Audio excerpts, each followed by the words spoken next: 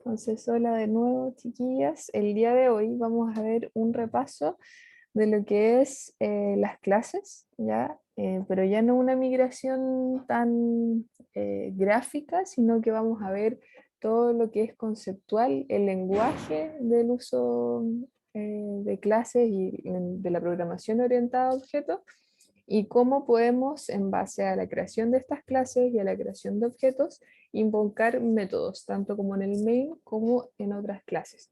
Y vamos a ver también lo que son los métodos dentro de la programación, para qué se usan, cuándo se utilizan, y también los beneficios que nos traen traer estos, ¿ya?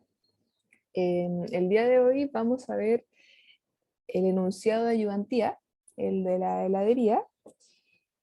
Tengo entendido que en ayudantía llegaron hasta ver todos los puntos del enunciado, hasta la D, pero el uso de clases se limitó al uso de atributos públicos, en donde se llamaban estos atributos dentro del main y se efectuaban las distintas funciones que se pedían, ¿ya? Entonces ahora lo que vamos a hacer es trasladar todas estas funciones a la clase de forma particular, para que en ella se contengan todos los métodos que sean necesarios para la creación de objetos, el recorrer, listar, inventariar, etc. ¿Ya? Pero antes de eso, vamos a ver gráficamente cómo es la migración entre la programación normal, a la que estamos acostumbrados, a la programación con el uso de clases, ¿ya? Que es un objeto, etc. Porque como sabrán y como ya les deben haber dicho, la programación de Java es programación orientada a objetos, ¿ya? Las POO. Entonces, vamos a partir.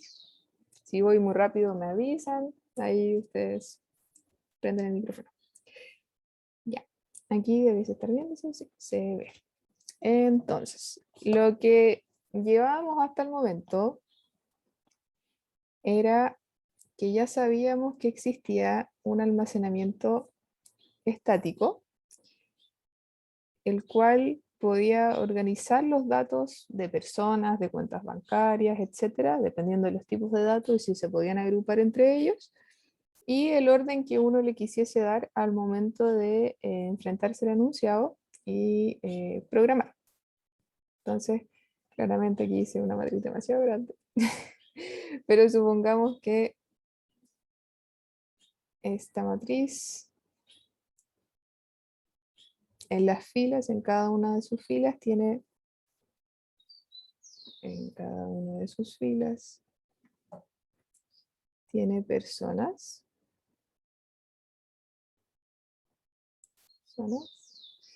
y cada una de sus columnas representan características de estas personas.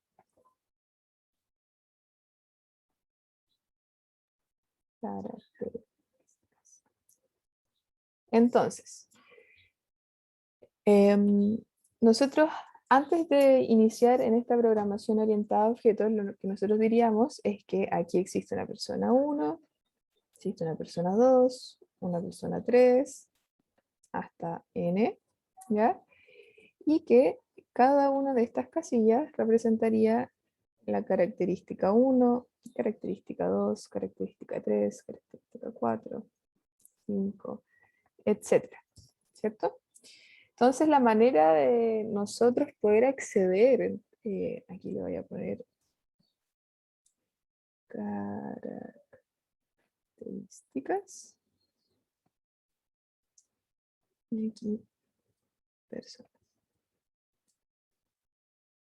Entonces nosotros, para poder acceder a cada una de estas características, lo que teníamos que estar haciendo era estar recorriendo por diferentes estructuras de iteración, la que estimaran más conveniente, que generalmente al utilizar almacenamiento estático para arreglos de una o más dimensiones, es la estructura for, ¿cierto? Entonces, para recorrer habríamos utilizado un for.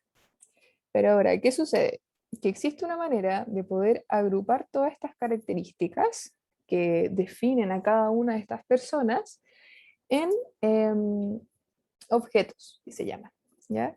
Entonces, ¿qué es lo que realmente hace un objeto? Es que ahora cada una de estas personitas, supongamos que son circulitos, ¿ya? Y estas personitas tienen su nombre y en ellas se almacena cada una de las características, ¿ya? Característica 1, 2, 3, 4 y 5, ¿cierto? Entonces, tenemos que pensar ahora que ya no se presentan cada una de estas características en un arreglo, en donde vamos recorriendo uno por uno, sino que ahora son objetos que almacenan cada una de estas características para cada una de las personas, ¿ya? Entonces, ¿qué sucedería? Que si yo, por ejemplo, quiero verificar la característica eh, de la persona 2 y la persona 3, por ejemplo, la característica 3, perfectamente pueden ser iguales como también pueden ser distintas, es decir, ocupan espacios de almacenamiento distintos y esto se utiliza para poder almacenar de forma dinámica y mucho más rápida eh, todo lo que son los datos, ¿ya? Los datos que pueden ser necesarios para cualquier aplicación. Entonces aquí, entendiendo lo que en el fondo es un objeto, ¿ya? Como decía el profe en clase, son fichas que almacenan cosas, ¿ya? Comenzamos a hablar de lo que es la programación orientada a objetos. Y esta programación orientada a objetos eh, tiene eh, tiene distintos elementos los cuales son necesarios saber, entender y poder aplicar, ¿ya? Entonces, lo primero es saber qué es un objeto, que lo acabamos de ver. Lo segundo es saber qué son las clases, ¿ya? Y dentro de las clases, poder entender lo que son los atributos, los constructores y los métodos. Entendiendo qué es lo que es un objeto, qué es lo que son las clases y cómo yo puedo estructurar una clase y crear una clase en base a los distintos elementos de esta clase, yo empiezo a iniciarme en lo que es la programación orientada a objetos, ¿ya? Entonces siempre lo primero es saber el concepto que hay detrás para poder empezar a programar fácilmente. Entonces, los objetos ya lo vimos y ahora nos vamos a pasar a la parte de las clases. Entonces, ¿qué es una clase?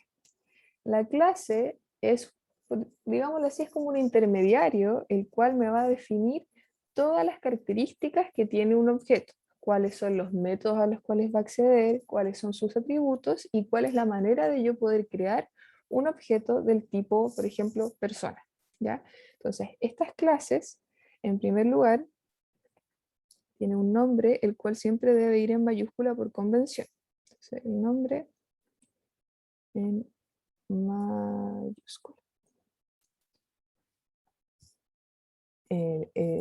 Para diferenciarlo de las variables. Por ejemplo, una variable se puede llamar persona y una clase también se puede llamar persona. Y cómo la programación o el lenguaje de Java va a determinar cuál es la clase y cuál es la variable, es por la diferencia de mayúsculas ya presentes. Entonces eso es lo primero al momento de crear una clase. Cuando yo, por ejemplo, esté en NetBeans y estoy creando una, tengo que saber cómo se va a llamar y poner una mayúscula al principio. Después está todo lo que son los atributos. Estos atributos vienen siendo las características que yo les mencioné. ¿Ya? Entonces, habíamos dicho que una persona tiene una característica 1, 2, 3, 4, 5, y para todas estas personas también existen estas características, las cuales van a ser distintas entre sí, porque son almacenamientos de espacios de memoria distintos, ¿ya? Ahora, estas características en el lenguaje de programación orientado a objetos son los atributos, ¿ya?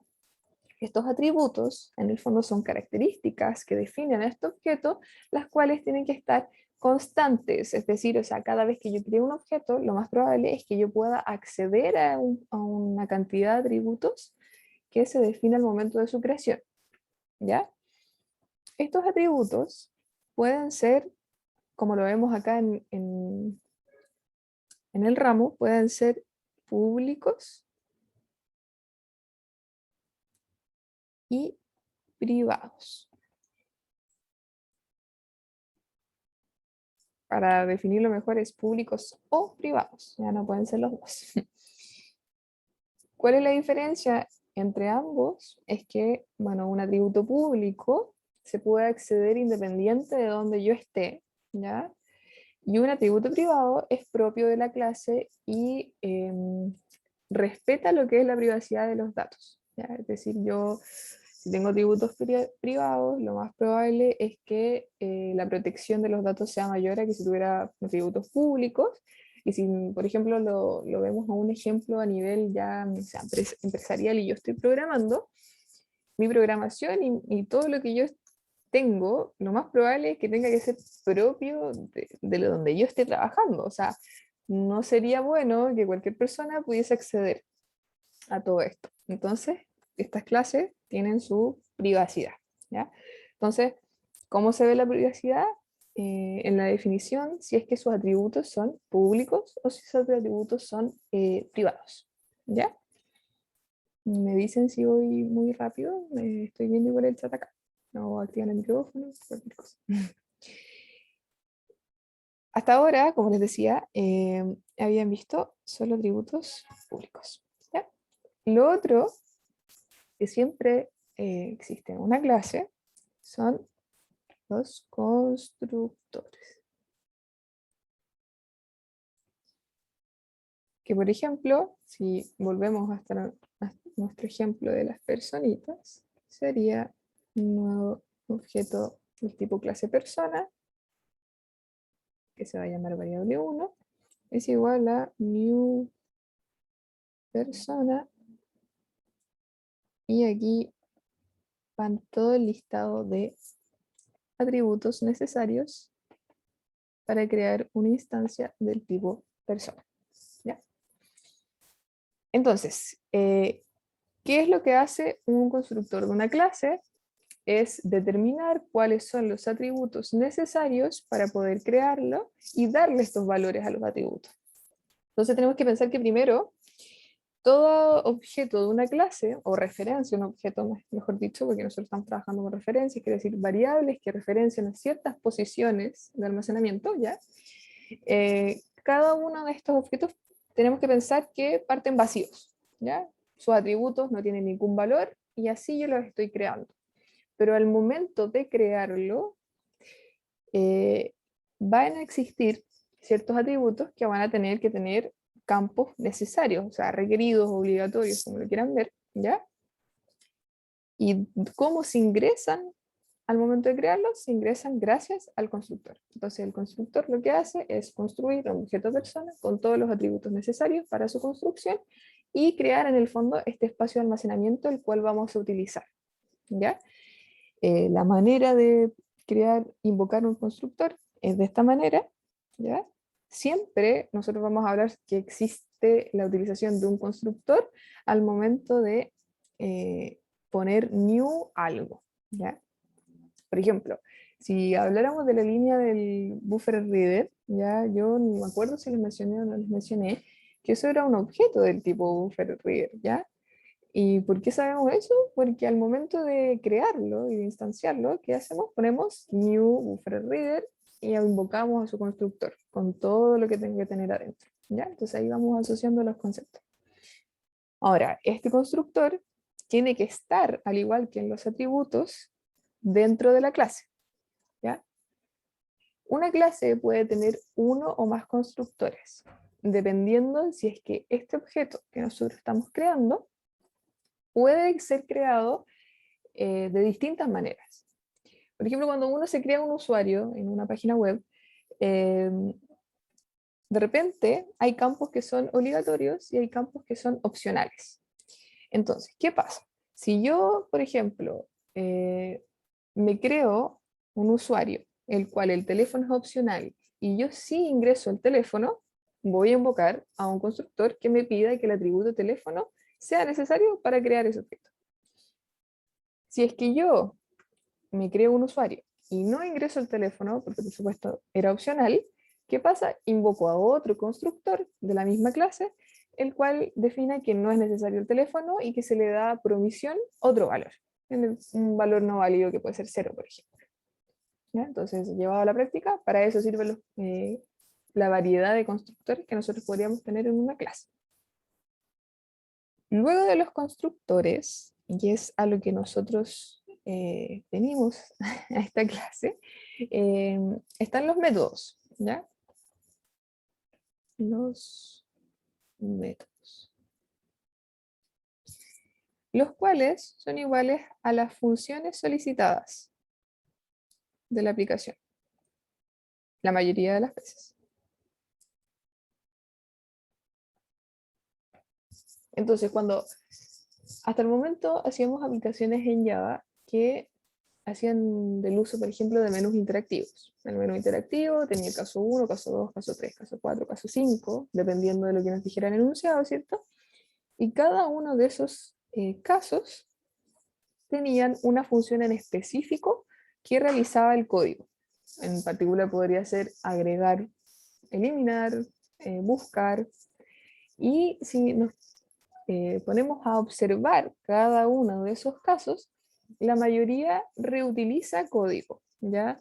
Hay muchas partes que las tenemos que hacer una y otra vez, y si nosotros empezamos a segregar todo esto que ocurre en estas funciones generales, llegamos a que existen funciones más pequeñitas.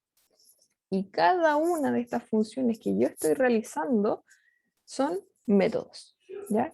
Entonces, por ejemplo, si yo a una persona le cambio su nombre, ¿ya?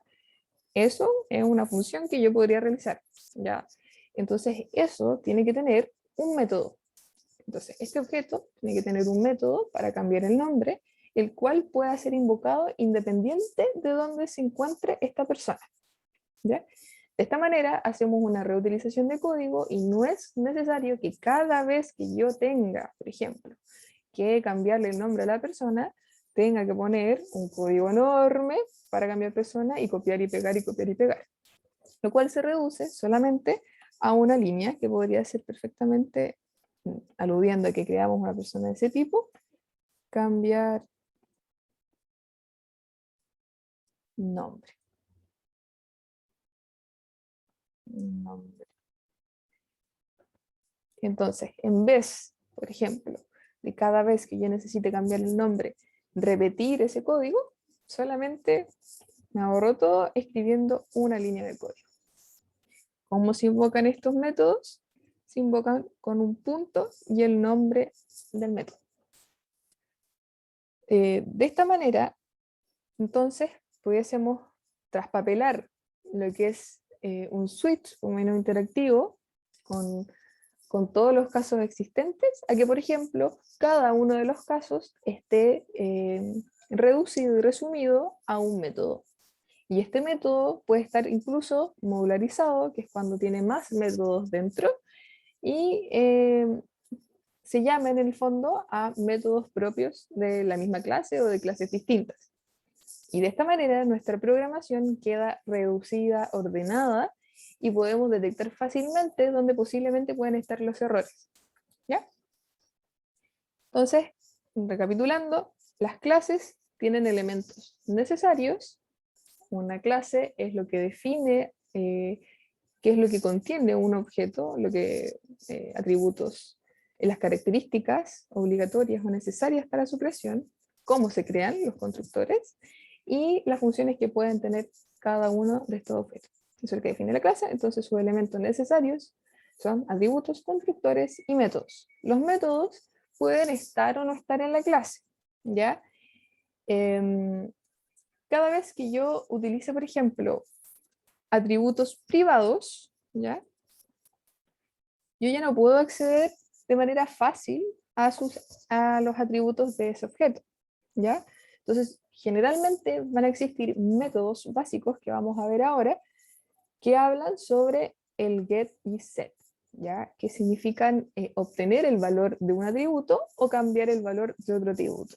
Y generalmente estos métodos están en todas las clases porque son necesarios, ¿ya? Porque si es que yo estoy trabajando con distintas clases, por ejemplo, o necesito acceder a atributos de este objeto en otra clase distinta, o en el main, o en cualquier parte, ¿cómo yo voy a acceder a ellos? Ya no voy a acceder con un punto y el nombre del atributo, porque no son públicos, sino que voy a acceder con un punto y el nombre del método que me retorna o me devuelve el valor de ese atributo en particular. ¿Ya? Ahora puede que, obviamente hablándolo así como muy conceptual, sea difícil, ¿ya? Pero como esto va a quedar grabado, la idea es que ustedes, al momento, no sé, por ejemplo, de estar estudiando, puedan ver nuevamente este video. Y aquí yo hablo sobre los conceptos, o sea, sobre el lenguaje real de programación, el cual nosotros ya debiésemos estar entendiendo, ¿ya? Entonces les va a servir a futuro, o si saben ahora algo de programación orientada a objetos, nos va a ayudar, obviamente, a reforzar esos conceptos antes de ponernos a programar a ciegas, como se podría decir. ¿Ya? Siempre uno tiene que saber todo el concepto que hay detrás, cómo se podría ver gráficamente, cómo yo voy migrando desde una programación no orientada a objetos, a una programación orientada a objetos. Y si estamos trabajando con esta programación orientada a objetos, entonces, ¿qué es lo necesario para nosotros poder programar de buena manera y obtener los resultados que nosotros queremos? ¿Ya? No sé si hasta el momento tienen alguna duda con esto o algún concepto que no hayan entendido, que yo expliqué, cualquier cosa, porque dada estas definiciones, ahora nos vamos a pasar a la parte de la programación, a ver el ejercicio y ver cómo se ponen los métodos, ¿ya? Le puedo ver el chat, puedo escucharlo. Ujú. Ahí se prendió un micrófono. Andrés, no me parece que Andrés acaba. Eh, bueno, si no tienen dudas o si las tienen y me quieren preguntar después, entonces continuamos. ¿Ya? Entonces vamos a dejar de compartir acá.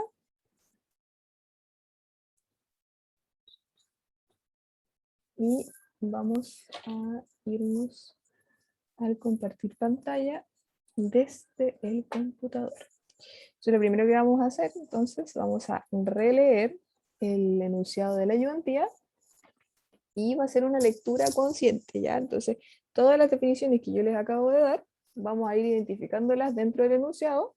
Luego de su identificación, nos vamos a pasar directamente a la creación de la clase con cada uno de los métodos, ¿ya?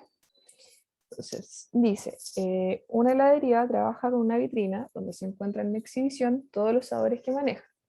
Para poder optimizar el trabajo de su vendedor en tienda, le han solicitado a usted crear una aplicación en Java, la cual debe disponer de un arreglo con todos los sabores de los helados, cantidad disponible para vender en porcentaje y su distribuidor.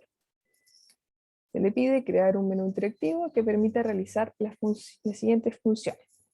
Entonces, nosotros, antes de saber lo que era la programación orientada a objetos, nosotros lo que habríamos hecho en el fondo habría sido una matriz, ¿ya?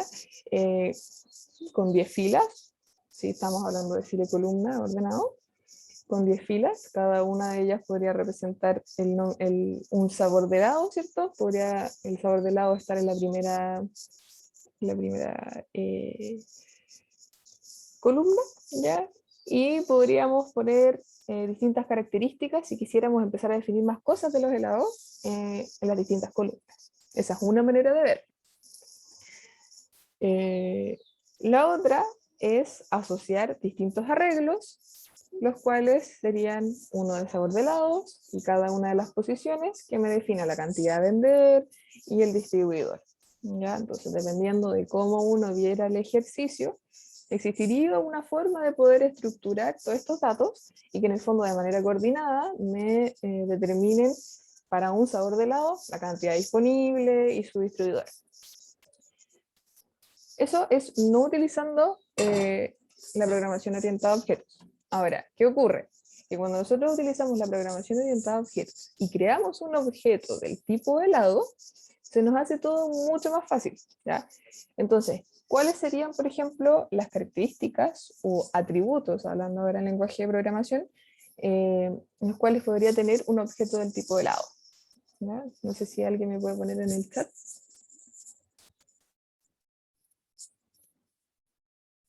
Los espero.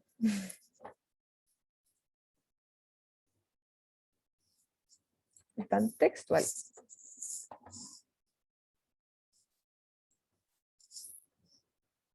¿No? Tampoco participativo.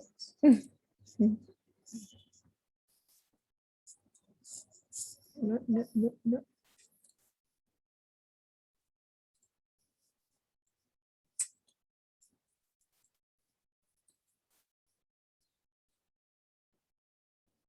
Ya, no importa. Ahí lo escribieron. Vainilla, ya, pero en el fondo, ¿qué sería vainilla? Estamos hablando de atributos, es decir, que tiene que ser de manera general el concepto que tenga, por ejemplo, vainilla escrito. Entonces, vainilla es un sabor, claro, sabores. Entonces, por ejemplo, el sabor del helado es una característica del helado. ¿Ya? Entonces, ese se podría traducir en un atributo. ¿Qué otra característica tenemos? Tenemos la cantidad disponible para vender en porcentaje, o sea que es una variable int de 0 a 100.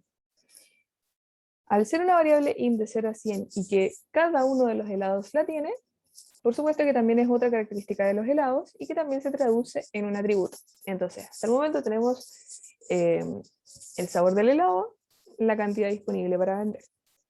Luego dice que se tiene un distribuidor, que puede ser una letra, T, B o F. Entonces, para yo poder definir de manera completa el sabor, el helado, tengo que tener su sabor, la cantidad disponible y el distribuidor. Por lo tanto, el nombre del distribuidor o la sigla del distribuidor también puede ser un atributo, ¿ya? Claro, entonces si empezamos a hablar con el lenguaje anterior que estábamos utilizando, porque ahora tenemos que traducirlo al lenguaje de verdad de programación, claro, serían las cosas que se van rellenando en esta ficha de lado, ¿ya? Entonces, vamos a traducir. Tenemos una ficha de lado, que en esta ficha, en su interior, tenemos el sabor, la cantidad disponible y el distribuidor. Ahora, esta ficha es un objeto. Este objeto tiene atributos, y un atributo es el sabor del helado, la cantidad disponible a vender y su distribuidor, ¿ya? O sea, ahí vamos haciendo nexos con lo anterior. Entonces ya deberíamos dejar de hablar de fichas y comencemos a hablar de objetos o referencias a objetos y atributos, que son los elementos que hablamos recién, que componían también una clase, ¿ya? Entonces, muy bien, gracias por participar. Bueno, después dice que se le pide crear un menú interactivo que permita realizar las siguientes funciones. Y aquí viene la palabra función. Entonces, si nos dicen las siguientes funciones, nosotros como recién habíamos visto, estas funciones se pueden traducir entonces en métodos. Entonces, voy a tener que tener un método de buscar el helado, un método de servir el helado, un método de rellenar el helado y un método de inventariar. Entonces, estos métodos ya, o estas funciones, ya no se van a escribir en el main como lo hacíamos en cada uno de los casos, sino que vamos a crear estos métodos en la clase helado, en donde va a tener los atributos que dijimos, y todos estos métodos, desde la A a la D. No se preocupen que lo vamos a ver ahora, ¿ya?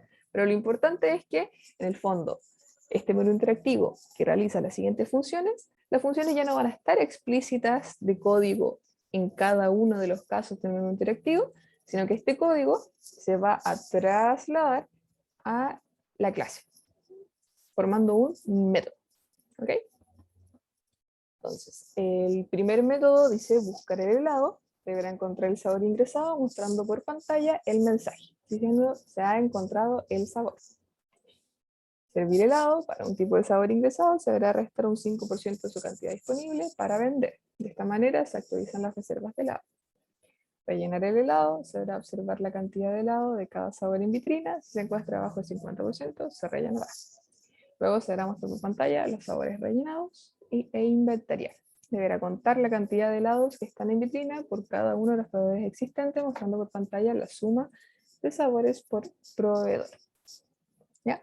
Entonces, este era el ejercicio que, como lo habían visto entonces en ayudantía y tal como dijo Andrés, eran fichas. ¿Ya? En cada una de estas fichas solamente vieron lo que componía las fichas. Ahora vamos a ver qué se puede hacer con estas fichas, que van a ser entonces las métodos o las funciones. Entonces ahora vamos a compartir pantalla en NetBeans. Si quieren pueden abrir NetBeans también y ir programando a la par conmigo, o si no pueden programar después. ¿Ya? Entonces, nosotros cuando creamos el proyecto, lo primero que creamos entonces siempre es la clase main, la cual contiene todo lo principal, donde se invocan todos los métodos generales, donde se realizan todas las acciones que en el fondo van a interactuar directamente con el usuario. Ahora, si nosotros estamos hablando de que tenemos que crear un objeto de tipo helado, un tipo clase helado, tenemos entonces que crear la clase helado para poder definir todos los elementos necesarios que tiene un helado. Entonces vamos a poner aquí new file. Aquí Java class. Siguiente. Y vamos a poner helado. Como les había dicho, tiene que partir con mayúsculas. Entonces, helado. Vamos a cerrar acá, cargamos los comentarios. Y aquí tenemos la clase recién creada. Ahora, esta clase está vacía, por lo tanto no me sirve de nada. Pero vamos a ir creando en orden lo que habíamos dicho. Entonces, lo primero que tenía una clase eran los atributos, los cuales podían ser, o si los ponemos como una definición, las características o lo que almacena una ficha. Sería entre paréntesis un objeto. Entonces, habíamos dicho que estaba el sabor del helado, pero ya no vamos a poner public string sabor, ¿ya? Porque esto estaríamos haciendo que es un atributo público, el cual podría ser accedido de cualquier parte. Ya nosotros no queremos eso, porque vamos a trabajar con métodos, entonces vamos a poner privado sabor. Entonces ahí creamos el atributo sabor, que me entrega el nombre del sabor del objeto que estamos hablando. Después tenemos cantidad disponible. ¿Ok? Y ¿cuál era el otro? El nombre del distribuidor. Entonces, como es una letra, distribuidor. Ok, entonces, tal como lo conversamos, estos son los atributos o las características que almacena una ficha, entre paréntesis un objeto, este objeto. Ahora ya no van a ser públicos, sino que van a ser privados. Ya, ahora, estos atributos públicos, o sea, perdón, privados, tienen que rellenarse al momento de yo crear un objeto. Entonces, ¿cómo se van a rellenar? Creando el constructor. ¿Ya? Entonces aquí vamos a poner constructor, que es el elemento necesario para poder crear e instanciar un objeto. ¿Ya? Este constructor se realiza de la siguiente manera. Public helado, ¿ya? Y aquí, entre paréntesis, van a ir todos los atributos que deben ser ingresados al momento de crear. Y como yo dije que todos los atributos, en este caso del helado, tienen que ser ingresados al momento de su creación, entonces vamos a poner que se debe ingresar un sabor, que se debe ingresar una cantidad disponible y que se debe también ingresar un distribuidor. Ahí. Y los corchetes. Ahora, cada una de estas cosas ingresadas se le deben asignar a los atributos. Por lo tanto, cuando yo pongo que el parámetro ingresado, porque a estas cosas que están dentro de los paréntesis siempre lo vamos a llamar como parámetros que se ingresan, ¿ya? Entonces, si yo digo que este parámetro ingresado tiene el mismo nombre que el nombre del atributo, lo que voy a realizar es poner this sabor es igual a sabor. ¿Qué es lo que está haciendo aquí?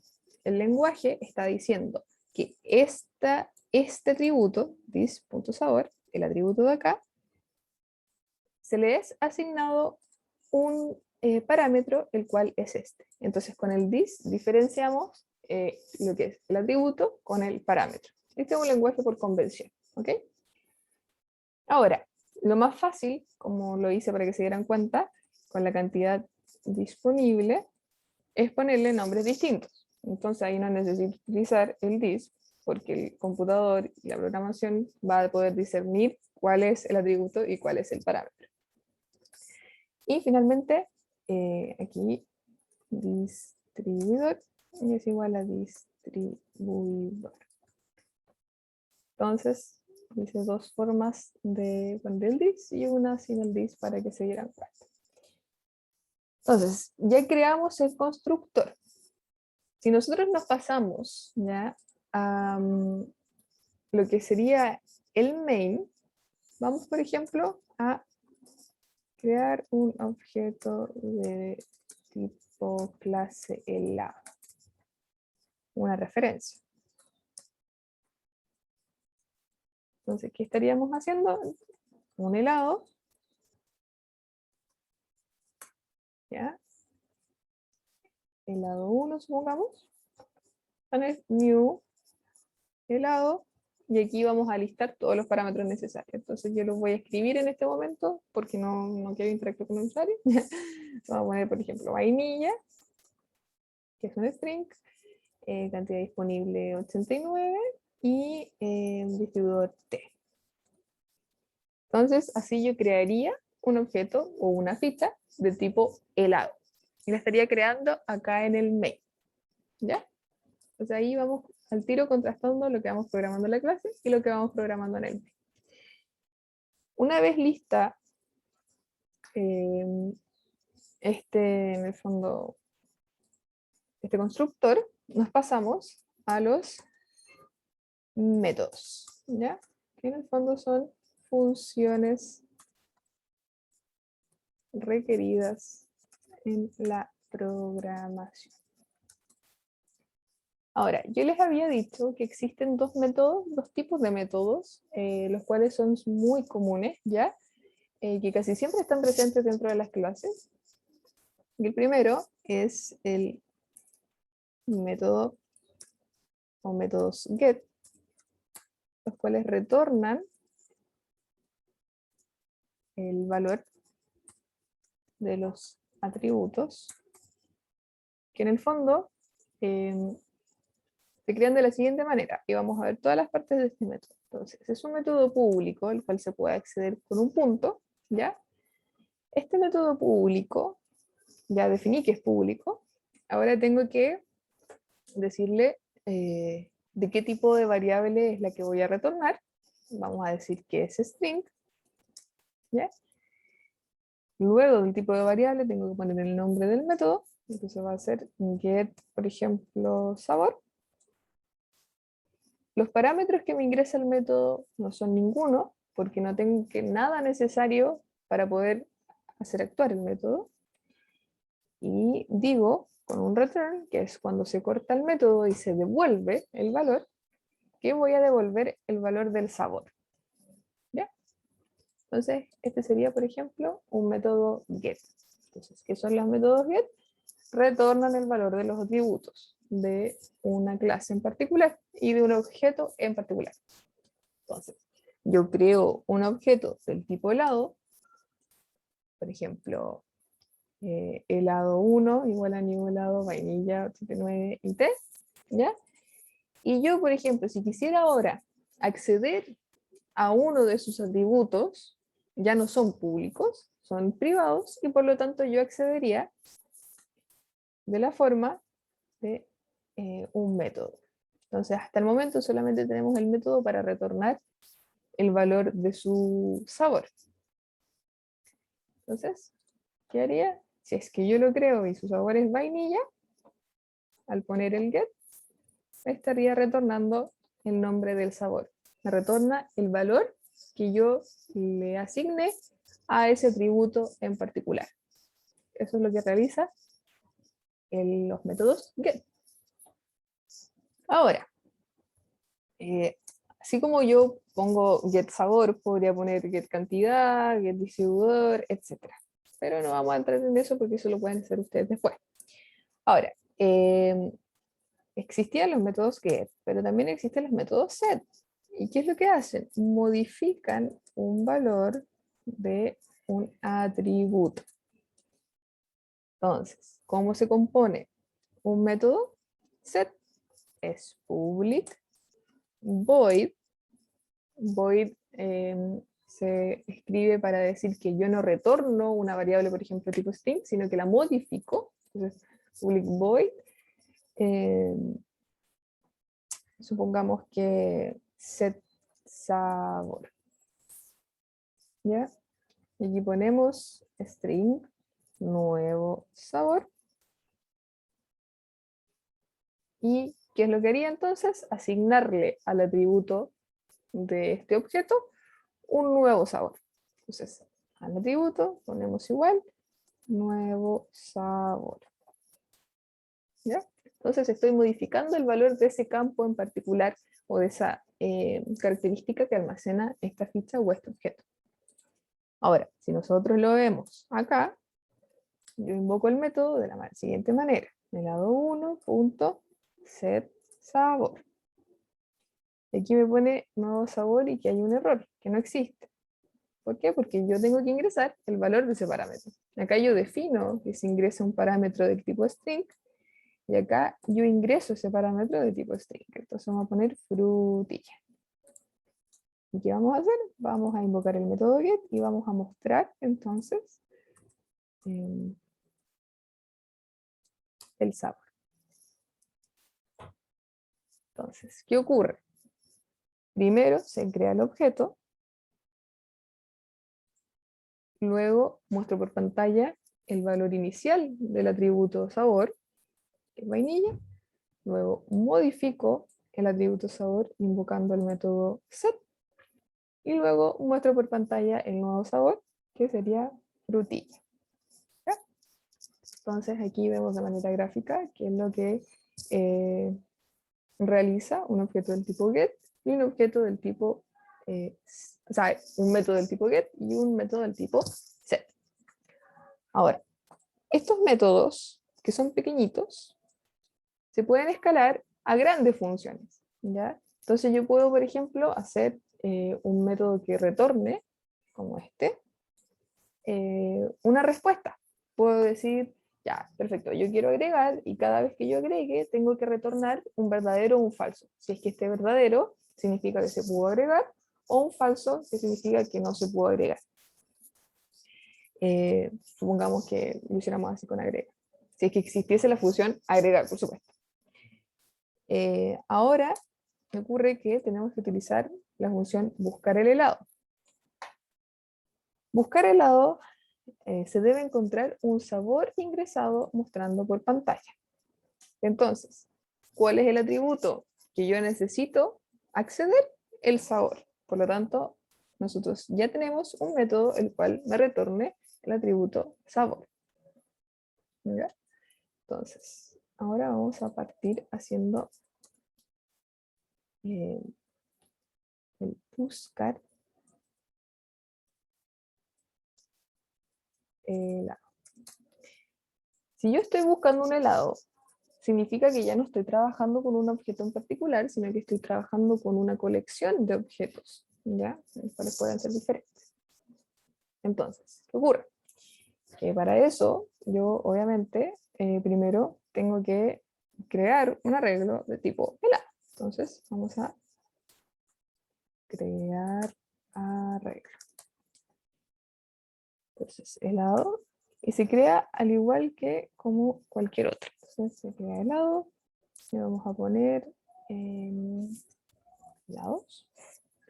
Hola, new helado con 10 posiciones, como decía el enunciado.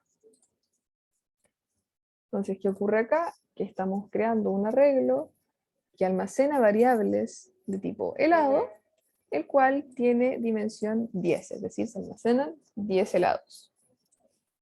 Ahora, yo esta programación no la estoy haciendo de manera interactiva porque a mí lo que me interesa es que nosotros veamos en particular qué está ocurriendo para poder realizar el buscar helado o buscar esas cosas. Y después lo vamos a escalar a como si fuera interactivo, ¿ya? Para no estar mezclando todas las cosas.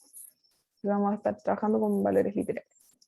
Entonces, supongamos que creamos este arreglo de helados y lo vamos a rellenar de manera manual, ¿ya?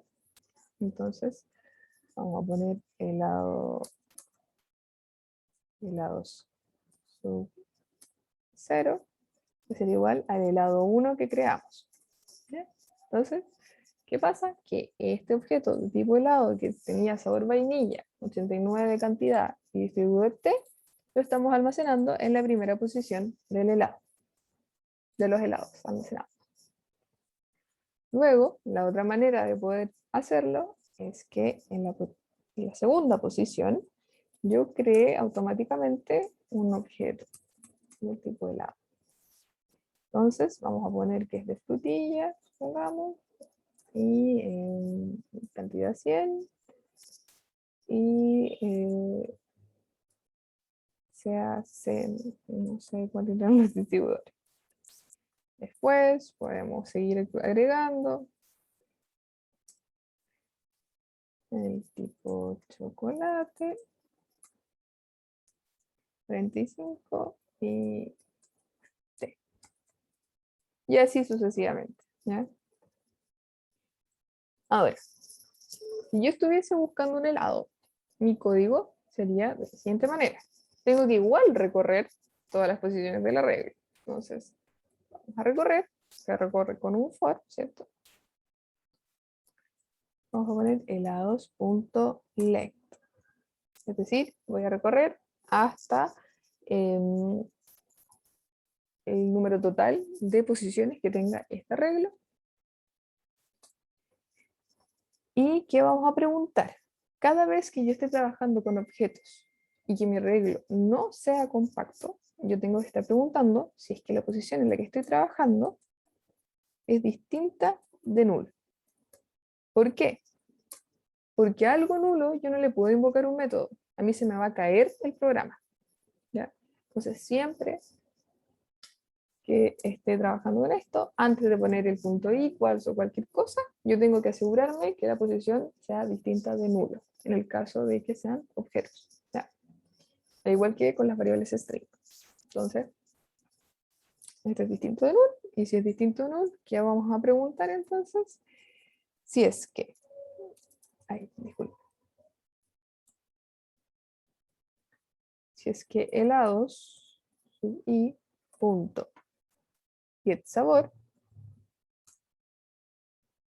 ¿ya? Punto equals algún string ingresado, supongamos frutilla, ¿ya? ¿Qué va a suceder? Veamos el enunciado. Vamos a mandar un mensaje.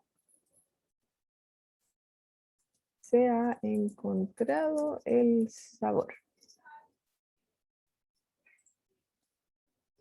Y ahí sería, y eso sería un buscar helado.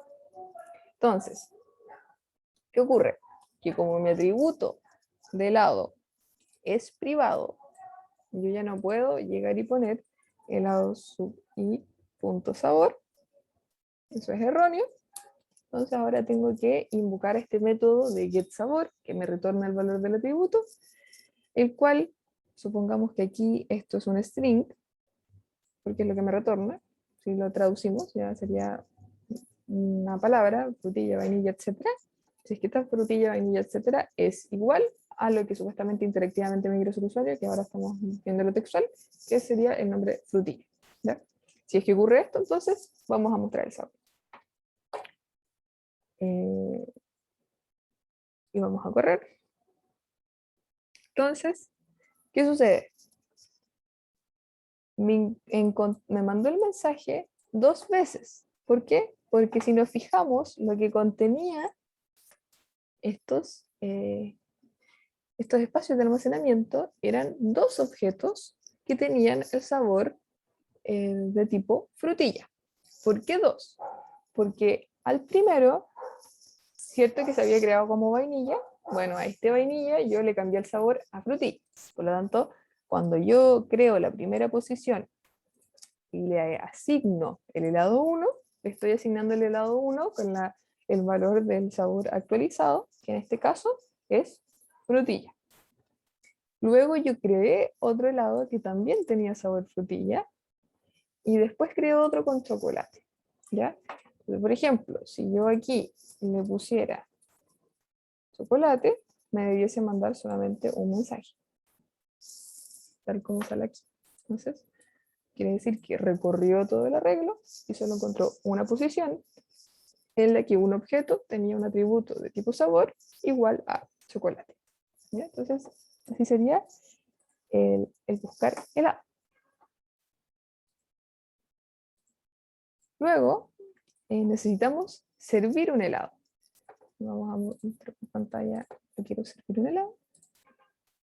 Si tienen dudas, por favor, interrúmpanme. ¿Ya? Entonces, para un tipo de sabor ingresado se deberá restar un 5% de su cantidad disponible para vender. De esta manera se actualizan las reservas de helado.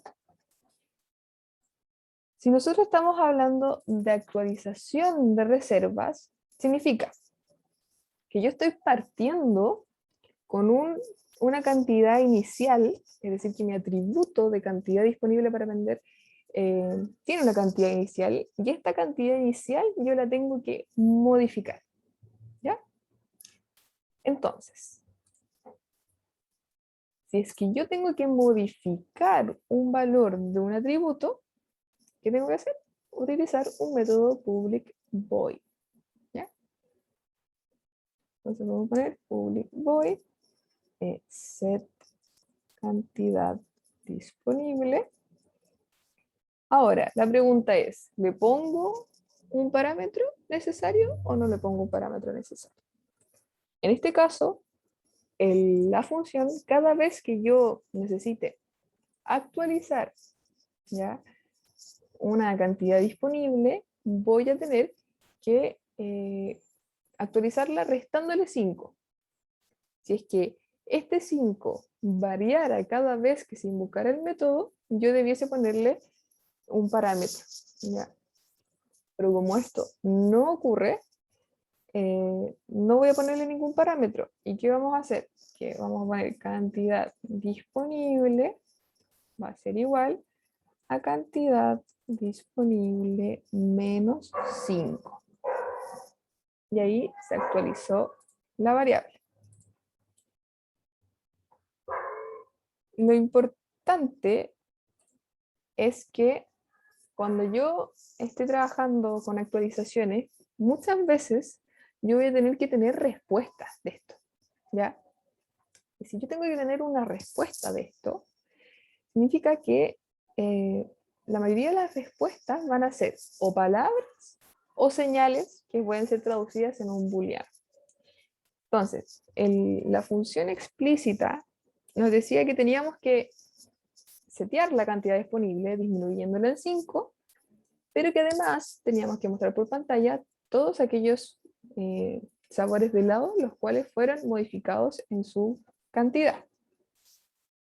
No, ese era el rellenar, ¿cierto? Ah, no. No, entonces, lo vamos a ver ahora. Entonces, para modificar la cantidad disponible, ahí estamos, perfecto, se modificó. ¿Cierto? Ahora, si nosotros nos ponemos acá, ponemos modificar cantidad disponible, Entonces, supongamos que primero tenemos que buscar el sabor del helado. Entonces, vamos a buscarlo como lo estábamos buscando ahí arriba. Y helados.len. Vamos a repetir estas líneas de código que después, por supuesto, que podrían ser métodos cuando estemos trabajando con más clases, ¿ya? Vamos a poner helado sub i distinto de nu.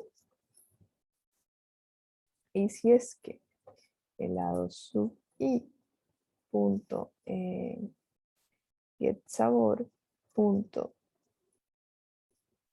equals ingresémosle un sabor, supongamos que queremos modificar la cantidad del chocolate.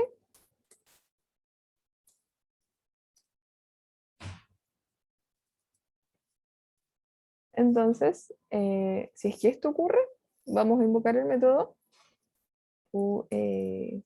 helados sub i punto set cantidad disponible.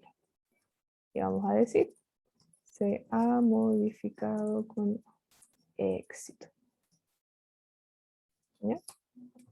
Entonces, ahora lo corremos. Entonces, como estamos corriendo todo linealmente, primero se crearon el arreglo con sus valores, luego pasó al buscar helado y luego pasó al modificar cantidad disponible. Y como ingresó a este if, significa que se modificó la cantidad y que lo muestro por pantalla, es decir, se ha modificado con éxito. ¿Ya?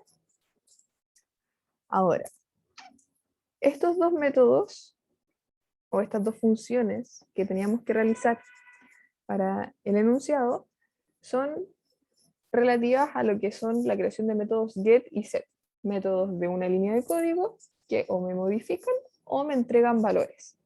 Ahora, estos métodos get y set no necesariamente tienen que ser exclusivos get y exclusivos set. O sea, un método puede estar cumpliendo la función de modificar un valor, pero también me puede también devolver, ¿ya?, el valor de un atributo necesario, me puede devolver una señal diciendo así como que si me devuelve verdadero es que se agregó con éxito, si me devuelve falso es que me agregó, no se agregó, ¿ya?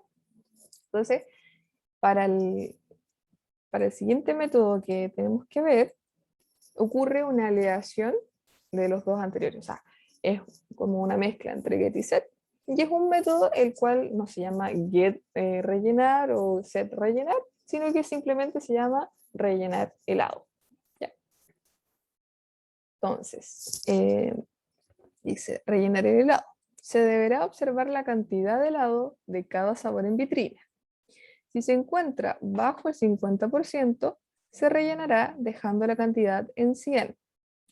Luego se deberá mostrar por pantalla los sabores rellenados.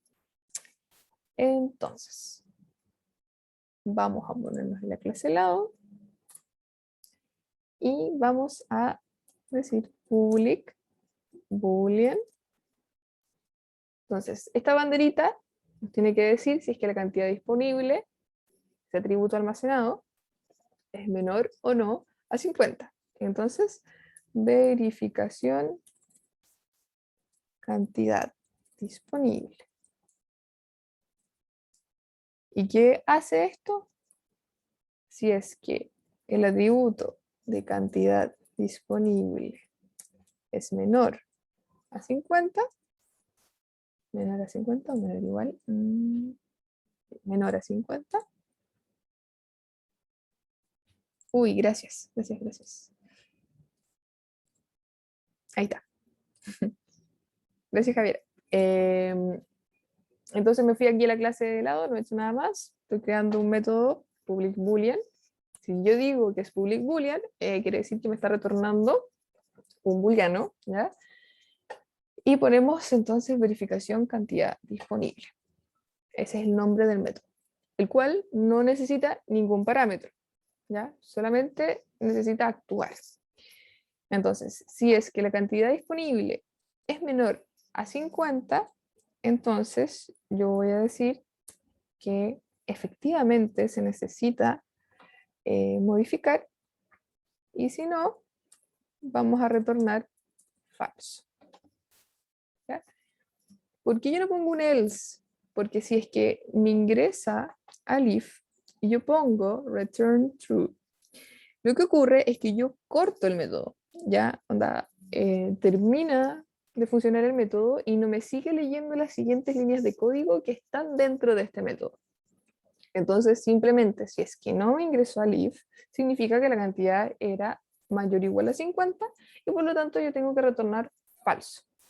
¿Ya? Ustedes se preguntarán por qué estamos realizando esta verificación. Es porque si nosotros después revisamos la función completa, vamos a ver que era necesario tener este método de verificación. Entonces, una vez verificado, ¿qué es lo que debemos hacer?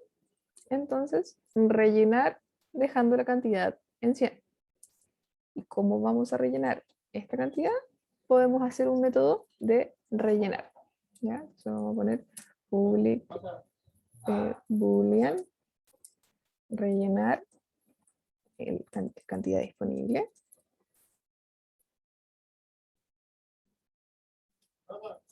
Y vamos a decir, entonces, que la cantidad disponible es igual a lo que tenía de cantidad disponible más, entonces, lo que es la cantidad disponible menos 100, perdón, menos la cantidad disponible. Quiere decir que es el resto de lo que debiese estar rellenando. Cantidad disponible. ¿Ya? ¿Y qué estamos haciendo así? Vamos a decir que entonces se rellenó. Ahora, si nosotros vemos este método en particular, solamente ejecuta una acción de modificación. Por lo tanto, no es necesario que yo ponga public boolean.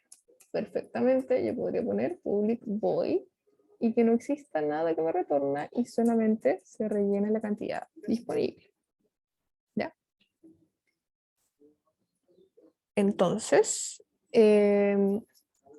tenemos estos dos métodos. Ahora vamos a unirlos. ¿Ya? Y este va a ser el último método que vamos a ver y después el inventariar va a ser tarea para la casa para ustedes. ¿Ya?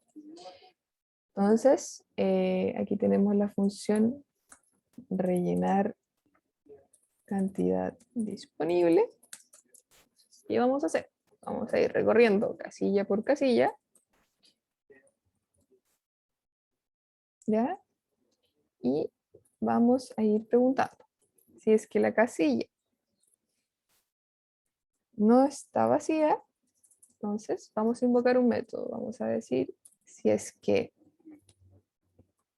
en este objeto en particular de esta casilla le pregunto la verificación de la cantidad disponible y esta es igual a verdadero, significa que yo tengo que rellenar la cantidad de lado disponible. Entonces, ¿qué voy a hacer? Voy a invocar el método de rellenar. Vamos a ponerlo y rellenar cantidad disponible. Y ahí yo me aseguro que se está rellenando. Ahora, la función que nosotros nos pedían era que retornáramos los nombres de los sabores.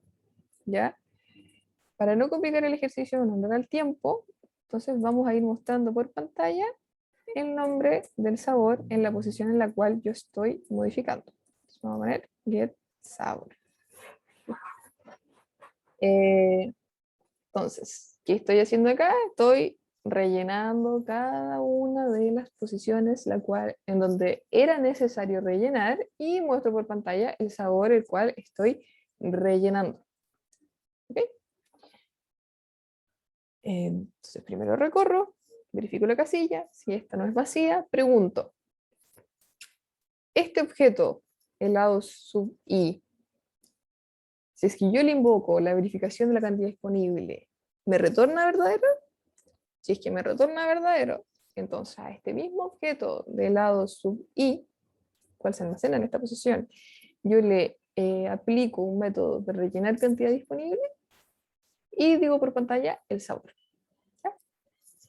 Entonces ahora veamos gráficamente lo que había que realizar. Entonces, ¿Qué ocurre?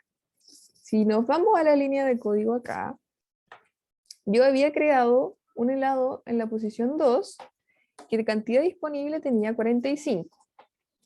Si nos vamos a la regla de la función, esta cantidad disponible tenía que ser rellenada porque era menor a 50.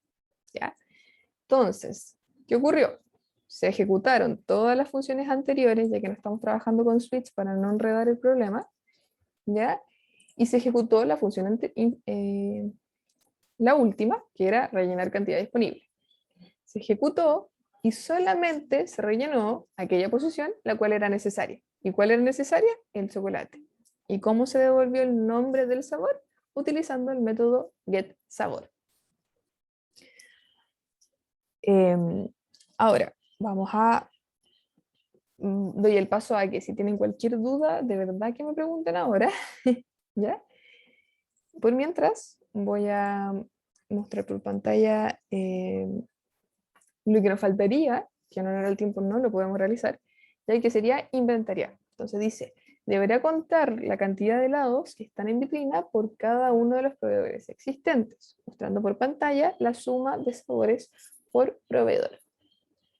Entonces, como esto les va a quedar como tarea, analicémoslo antes de mandárselo como tarea. Entonces, ¿qué es lo necesario para yo identificar si un helado es de un proveedor o no?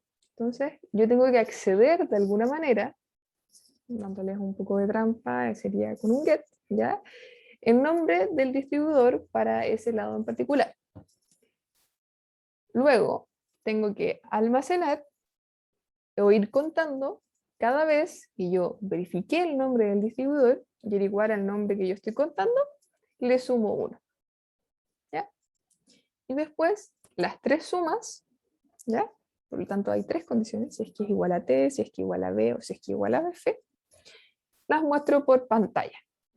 ¿Ya? Entonces, eso sería lo que tendríamos que hacer al inventariar. Esto queda como desafío, ¿ya? Para que ustedes puedan realizarlo. Pueden mandarme todo a mi correo, o sea, si es que quieren hacerlo ahora, me dicen, oye, Mari, ¿pudiste hacer, o sea, este es el ejercicio, se hace de esta manera? ¿O me puedes explicar? Yo no tengo ningún problema de resolvérselos, ¿ya? Pero, como les digo, ya, ya ocupamos todo el tiempo y espero que les haya servido, en verdad. Traté de explicar con peras y manzanas desde cero todo lo que es esta programación orientada a objetos. Que no sé si tienen alguna apreciación, duda, consulta. Todo muy claro. Gracias, gracias a ustedes por venir. Voy a dejar de grabar pantalla ya.